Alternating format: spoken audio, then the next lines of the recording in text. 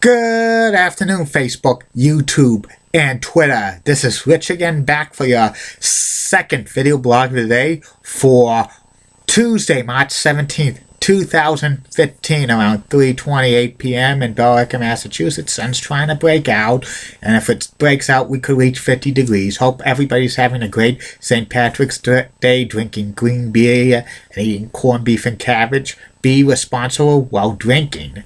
Today, I hear St. Patrick's Day is the biggest drinking day of the year, beats out the day before Thanksgiving, I hear.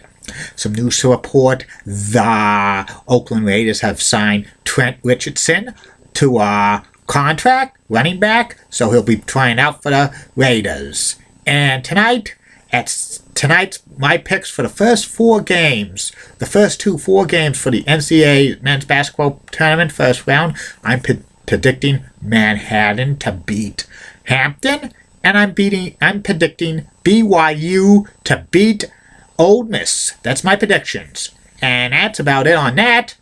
My second video subject of the day is my first of two personality profiles tonight and today. It's about the week I'm doing personality profiles of Montreal Expos and Montreal Canadiens players, and I'll be doing this quite frequently for like theme weeks for personality profiles. My first video personality profile for today is the late great Gary Carter, Baseball Hall of Fame catcher. Gary played the majority of his career with the Montreal Expos, and he was one of the best catchers in Major League Baseball history. Gary was born in Culver City, California, and he grew up in Fullerton, California, and he was very big on sports. At age 7, he participated in the NFL's pass, punt, and kick skills competition, which he was pretty good at, and he actually appeared at like a regional one in California. And he played high school football and baseball, and he was a quarterback for his high school football team, and he was a great third baseman and second baseman for his high school baseball team. In fact, he loved playing football so much that he was going to sign a letter of intent to play quarterback for the UCLA Bruins, but he was drafted by the Montreal Expos in the third round of the 1972 Major League Baseball amateur draft. The Expos gave him a big signing bonus, and he decided to go to play baseball for the Expos. He played third base in the minor leagues with the Expos, and he actually got converted over to catcher and outfielder when he made the big league club. He made his debut with the Montreal Expos in 1974, and he played 19 seasons in the Major League Baseball, the majority of it with the Expos, and he also played for the New York Mets, the San Francisco Giants, and the Los Angeles Dodgers. 11 times Gary Carter made the NL All-Star teams. The first time he made it in 1975 as an outfielder. The rest of the times he was a catcher. 3 times he was a Gold Glove winning catcher. 5 times he was a Silver Slugger Award for catcher for the playing. 4 times he was Expos Player of the Year. He was one of the building blocks for the Expos in the late 70s and early 80s with Tim Raines and Andre Dawson and a few others. They were kind of a force in the NL East, even though they won one NL East title. A lot of people were saying they were the team of the 1980s. But they never won any championships. 9 times Gary hit 20 or more home runs in a season, and 4 times he hit 100 RBIs in a season. He led the National League in RBIs in 1984 with 110. And 2 times he finished in the top 5 MVP voting. Gary spent his first 11 seasons with the Expos, but in 1984 he got frustrated. The team wasn't doing great. He says they didn't have too much of a future winning a championship, so he requested a trade, and he got traded to the New York Mets at the offseason between 1984 and 1985 for catcher Mike Fitzgerald and shortstop Eubie Brooks, and he entered the Mets lineup, and he was a juggernaut for the Mets, and he was on the winning team when they won the World Series in 1986. He was kind of the heart and soul, a good leader in the locker room for the New York Mets. He was named co-captain of the Mets in 1987 with Keith Hernandez. They were the first two Met players ever to be named captain. By the end of the 1989 season, Gary Carter was released by the Mets because he had very bad knees.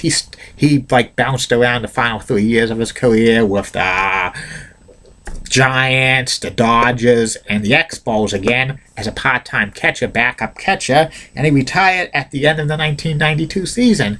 Gary Carter had the nickname of the Kid. That was the same nickname that Baseball Hall of Famer Ted Williams had, the Kid. And Gary Carter's career stats were .262 average, 324 home runs, 1,225 RBIs, and 2,092 hits. And his number 8 was retired by the Expos. And in 2001, Gary Carter was voted into the New York Mets Hall of Fame. Gary Carter's name appeared on the Baseball Hall of Fame ballot for the first time in 1998, but he only got maybe 35% of the vote. But slowly but steadily, Gary Carter gained momentum by sports writers, reaching 50%, then 60, 65. On the 7th year on the ballot, Gary Carter got over 75% of the vote, meaning he was elected to the Baseball Hall of Fame in 2003, and he went in with Eddie Murray. And then Gary Carter coached baseball in the minor leagues, independent minor leagues, and NCAA baseball Division II. His goal was to be a Major League Baseball manager or coach at the Major League Baseball level. But in 2011, Gary Carter was delivered a tough blow. He was complaining about headaches and stuff, and he went in for an MRI, and it revealed he had 4 tumors in his brain. All of them were cancerous, and all of them were inoperable. And he tried to get treatment done to try to lower the size of the tumors and somehow pray for a miracle. But follow-up says the cancer spread throughout his brain. And in 2012, in February, Gary Carter passed away at the age of 57 years old. Such a sad way. Dying so young and stuff like that. Gary Carter was the first Major League Baseball player to go into the Hall of Fame wearing an Expos cap. He wanted to go into the Hall of Fame wearing the Mets cap, but he only played for the Mets 5 years, and he played for the Expos 12 years, and most of his best years of his career with the Expos and stuff. And when Gary Carter passed away, the New York Mets had a patch with number 8 on it that they were in the 2012 season. There's been talks about the Mets retiring Gary Carter's number 8 posthumously. It hasn't been worn for many years, and even though he played 5 seasons for the Mets, the Mets should consider retiring his number 8 for Gary Carter and stuff. Gary Carter was one of the best catchers in baseball history and stuff. He was a good hitting catcher and stuff, and good defensive catcher. He had very bad knees, though, because playing majority of his career on the turf with Montreal and stuff. And I'm very surprised he didn't move to another position like first base or outfield, even though he was an outfielder for about a couple of years. And with the Expos, I don't know why they moved him catcher, but maybe they had not too many good catchers, and Gary could learn to was a catcher as well in the minor leagues, and they put him in there. And that's about it on Gary Carter. And later on tonight, I'm going to do the second video blog of personality profiles about a Montreal Canadiens player. I'm doing one about the greatest Montreal Canadiens player of all time and an icon in Canada, the late great Maurice Rocket Richard. And tomorrow I'll be doing video blogs of like WrestleMania 4 and 5 just to play some catch up, because we missed most of Sunday and Monday with video blogs, so we're playing a little bit catch up doing these video blogs, but they'll be back to normal by the end of the week. And have a good day, everybody. See you tonight. Bye.